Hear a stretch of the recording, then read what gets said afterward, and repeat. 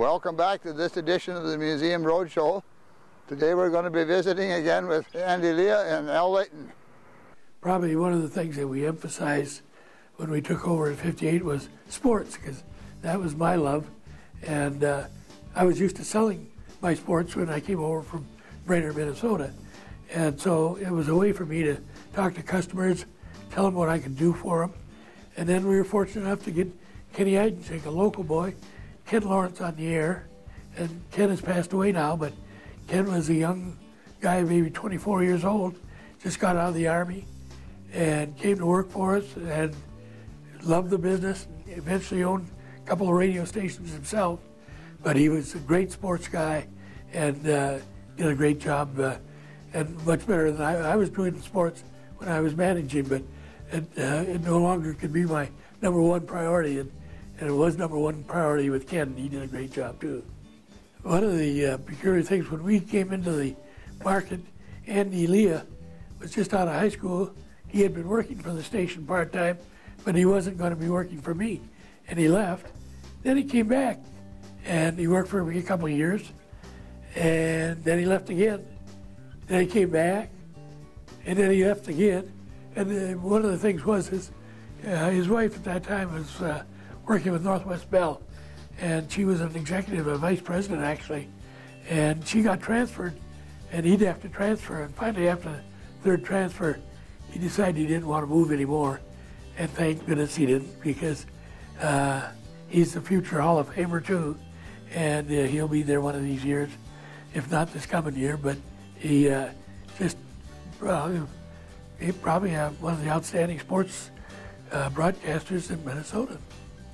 KDLM was the start, probably the only station in Minnesota, perhaps in the country, who does a live golf tournament. They started, Dave Knutson started the Pine to Palm broadcast back early in the, I think it's been on the air 57 years.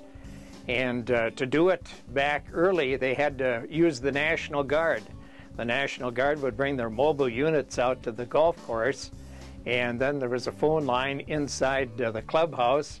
The National Guard would go out and call in reports back to the clubhouse, which came back to the radio station. And since that time, of course, we have Marty units and cordless mics, so it's a lot easier. We ride around in a pickup truck and do the Pine to Palm. And we've been doing it for 57 years, all the way through the play-by-play each Sunday in the championship. As far as equipment was concerned, it was all very well used, believe it or not. We were playing a 45 record player on the air. And a lot of people wouldn't even recognize what a 45 is now, but they could stack about 8 records at a time on it, and boom, boom, boom, they'd drop into place. But there's lots of changes right across the hall. Over here was one of our control studios. We had the transmitter right next to us. Commercials, probably 80% were read live at that time. We had some little reel-to-reel tapes that some of the commercials were cut on, and we'd have to get those on the reel-to-reel and play them. But generally, most of them were read live. And then the next thing that came along was a cart machine. And we installed a cart machine, and at that time we started to put a lot of our commercials on cart. And these were pretty popular items. Actually, until the computers started coming in, we played carts back in the 80s and the early 90s. We'd record all the commercials on there. You could have one commercial, or you could have a multitude of commercials. We had a triple-decker. You could play one right after another, but you had to start them by themselves. And then, of course, what you see behind me is computers. Now everything is done by computer. It's changed a lot. We have one turntable here, and I'm probably the only announcer that still uses a turntable. Play an occasional record. All the music's on computer now. When I first started here, of course, we signed off early in the evening and came on at 5:30 in the morning. Well, we started with the national anthem to kick off the morning. I think we had a minister at that time, and then we went into our programming. And we signed off in the evening with the minister and the national anthem. Well, at that time, the FCC said you always had to have a man on board, a live body at the station, but That was changed after a while. During the Reagan administration, they de-emphasized radio, and we went to computers, and right now in the evening, anywhere from 8 o'clock until 9 or 10 all night long, the station's run by computer till I get here in the morning.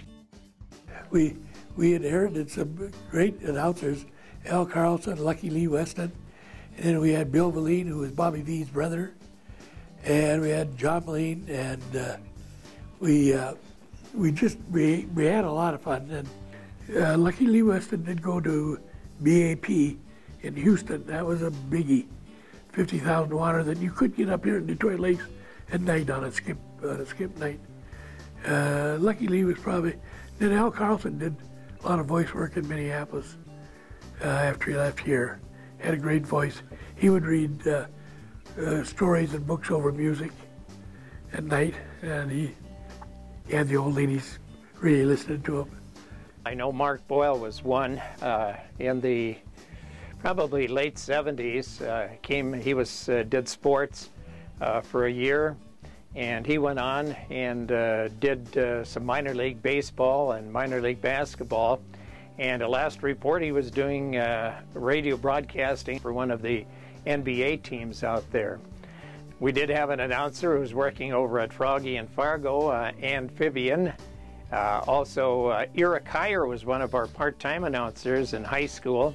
Eric worked here, and of course now he's the program director at Froggy and Fargo too. So we've had some of our announcers move on to bigger and better things. I'm reminiscing now about I started radio, because it really in 1951 when I started, television was just coming in. And when television came in, every successful radio operator took his money from radio and built a television station.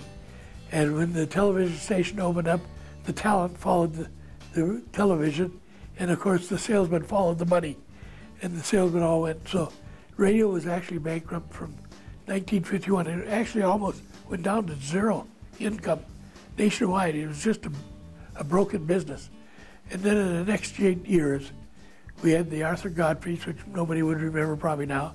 But then that's when Elvis and country music got started, and that's when Top 40 came in. So radio started getting niches, even jazz and so forth. So from 1951 to 59, I felt was a great learning ground for me, because we started with zero, and it was growing and grew every year. And so back in by 1958, we were confident again that we were going to survive, because everybody laughed at us. They thought TV is just going to take over. But radio is stronger now than it's ever been in its life. And I'm just so happy that I started at the depth of times, because it was the best time to learn, because you really had to be in it for the love of it. And with me, with all the children we had in our family, I had to make a living. And so we really, and the people around me, we really liked it and worked hard at it. Radio's still great. We still have listeners, and they said when television came in, radio would die. You can see radio's still alive.